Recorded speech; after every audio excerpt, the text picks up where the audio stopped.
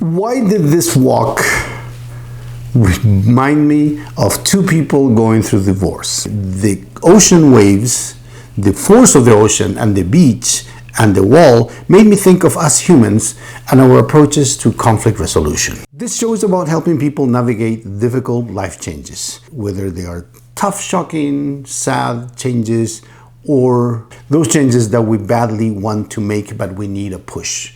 Well, today the subject again is divorce, and which is a major life change. If you're considering a divorce or starting a divorce and you are concerned about the collateral damage that it may bring to your life and other lives around you, this is for you.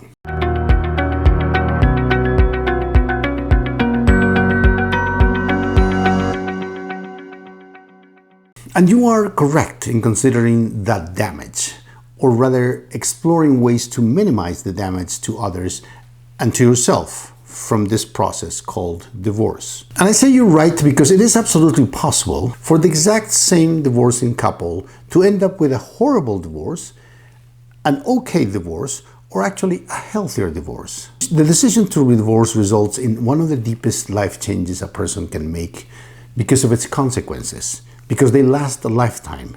A decision this important requires much greater attention than it is usually given by both couples and by professionals sometimes. So this talk is not legal advice because that is straightforward part of divorce, the legal part.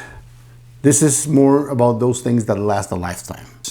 Divorce is not really about the divorce process. Divorce is about what happens, what is left after the process. What kind of future do people create for themselves during this process, crossing this tunnel, which is the divorce process itself.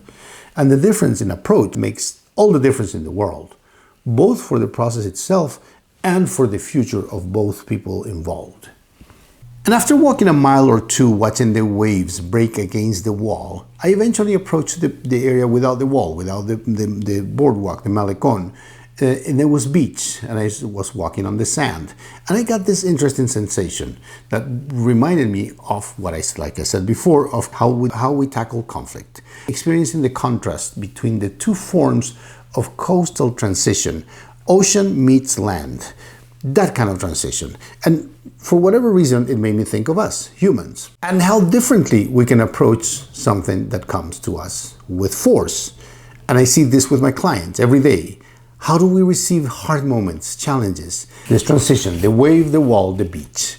How do different couples approach their divorce? Difficult moments. So what look at the physics of the beach, the wall, the ocean, and the ocean waves.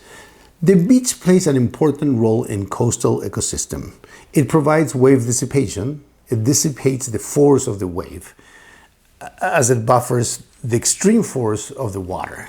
The beach is able to do this because it's a form of dynamic response to sea level, to the variations of sea level.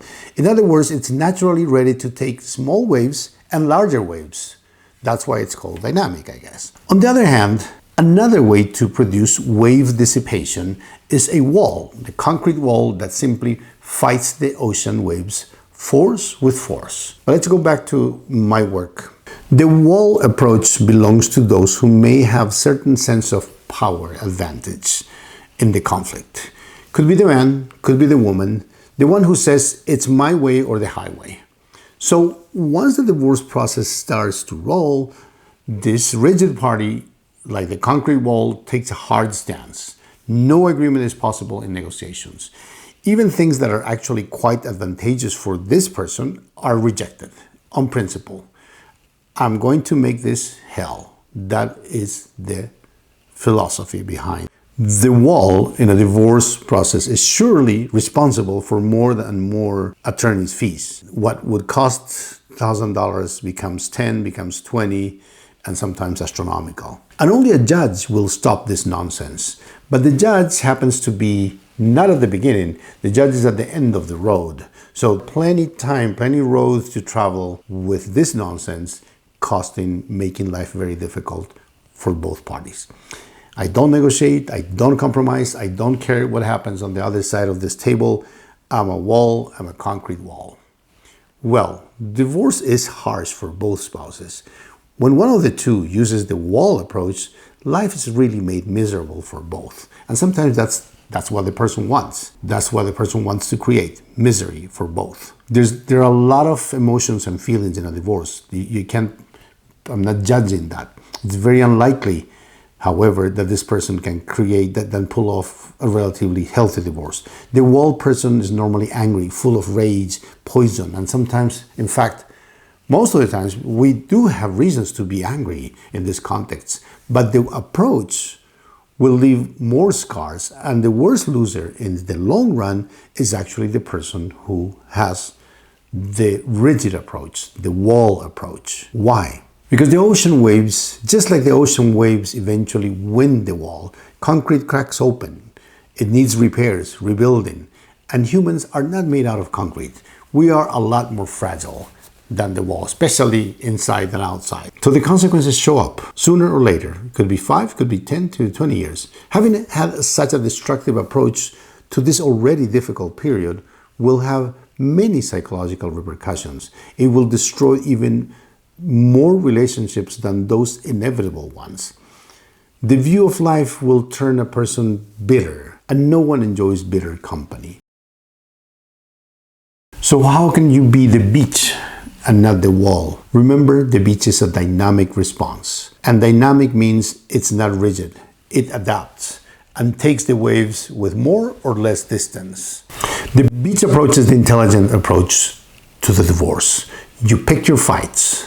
You don't go to battle over every little thing of the division of assets. You think about your health. You think about the stress, the effects of stress, and you measure that. And when it comes to the children, the beach approach will make decisions truly guided by what is in the children's best interest. The intelligent party will realize that the children should not be used as ammunition to destroy the other spouse, that the children need both parents, the relationship with both parents, and those relationships better be super healthy, because the divorce will have some effect on those children anyway, at least in the short term. The dynamic approach calls for giving and taking. The dynamic approach understands that life has to change after divorce, and it has built-in acceptance.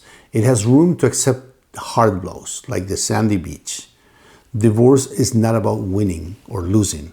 It is about how well you survive and how well you will live after this short, intense tunnel called the process of divorce. It is what happens after.